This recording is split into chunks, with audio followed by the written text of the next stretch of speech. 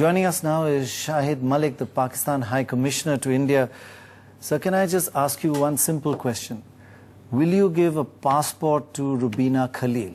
Apparently she doesn't have one right now. Prannoy, the point is that you're absolutely right. This is something very unfortunate, but let me also tell you and your viewers, this is not the first case of its kind. It's unfortunate it has happened. It was brought to light by television channels on both sides. As far as the passport for Begum Rubina Khalil is concerned, yes, by all means, we will issue her the passport. The question and the problem is not the passport. I think she wants to come and see her children, or vice versa. In case the children want to go to Pakistan, then there will be absolutely no problem whatsoever in issuing them the visa. That's very reassuring. It's really good to hear you say that publicly on television and make a commitment like that. So you are ready to give a visa to her children? Absolutely correct, because as long as they have the valid travel documents, that is passport, there will be no hesitation whatsoever in giving them the visas. We would like them to go and meet the mother, and it is something that we need to facilitate. I mean, that is wonderful news. But, there are so many people like this.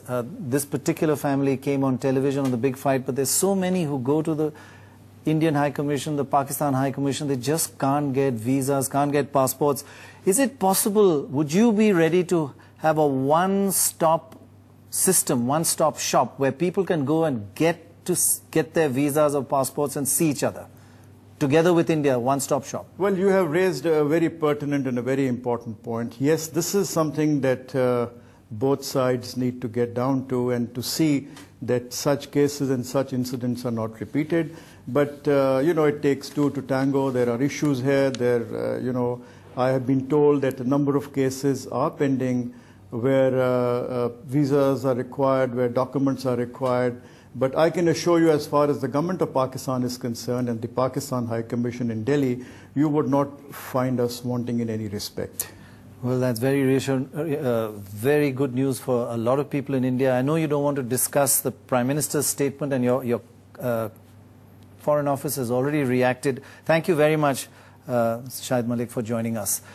Now, just to discuss both these issues, we've got Mr. G. Parthasarthi, the former High Commissioner to Pakistan and a very close observer of Pakistan. And we're lucky to have Hamid Haroon. He's the CEO of the Dawn Media Group in Pakistan. Mr. Parthasarthi, if I could just ask you, first, this family. There's so many like this. These are totally unnecessary hardships and tragedies that people have to go through. Prannoy, I'll tell you this. I blame the security establishments in both countries. We treat every legitimate visitor as a spy. They do it, we do it. Can you imagine? When I was Consul General in Karachi, and Manishankar Iyer was my predecessor, we were issuing 300,000 visas a year. Pakistanis came, nobody spied here. Spies, Maulana Masood Azhar does not come with a visa. Right. So I think, one, we need a change of outlook. And those were not, I mean, this is not worse times than those. No. And you were issuing so many visas. 300,000. Now, and anyway the terrorists get in, they don't need a visa. They don't need it. Now, our consulate in Karachi closed for the wrong reasons, and by the Pakistanis.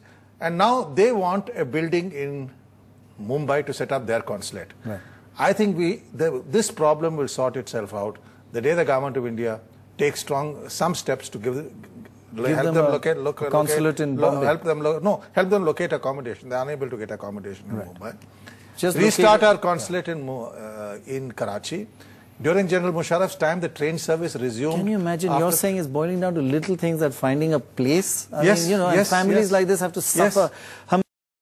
Tuba.com